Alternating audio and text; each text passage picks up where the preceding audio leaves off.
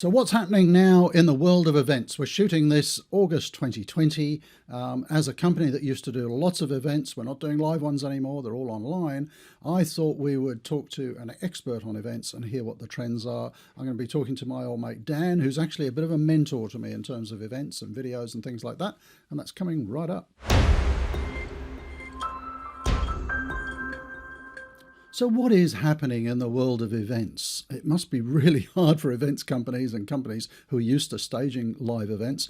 We're really lucky today. I've got an old friend, Daniel Steinhauer, talking to us today. Dan, we have known each other probably 10 years at least.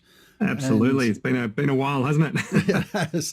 And Daniel kind of, I guess he's my mentor for events.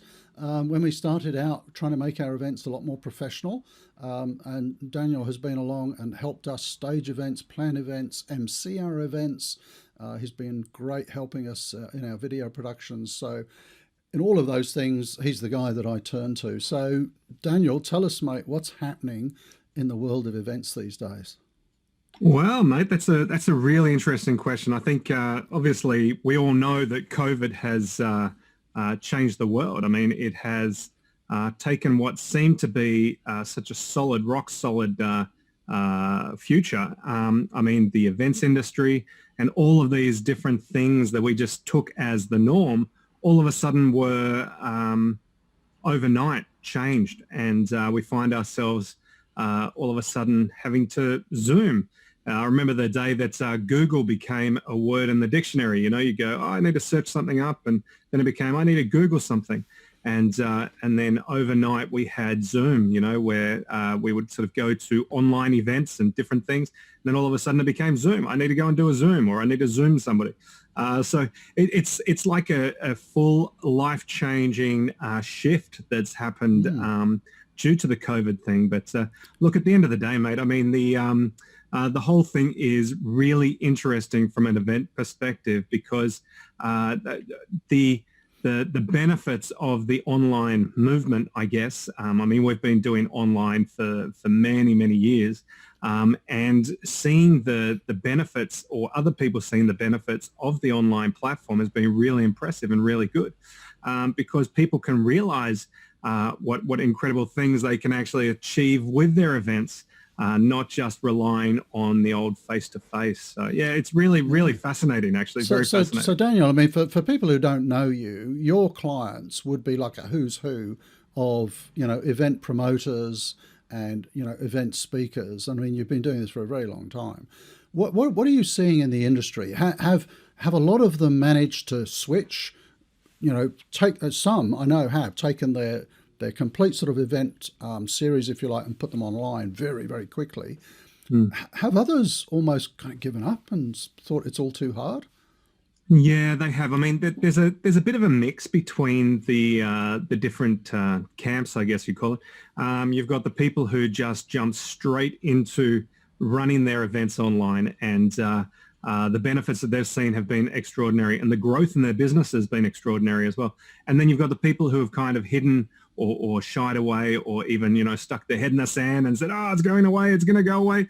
But the truth of the matter is, as we all know, I mean, you keep on seeing lockdowns happening all over the world, over and over, and it just becomes a reality that we have to take it on board. That life is going to go online, and we need to actually do it. And the people who have jumped at that have actually seen incredible results in their business and their events. I know that some people are seeing massive growth in numbers. I mean, extraordinary growth. Other people have seen higher intakes with sponsorship, higher numbers, like higher dollar values for sponsorship. I mean, that Mm. just sounds insane, but people are seeing the value.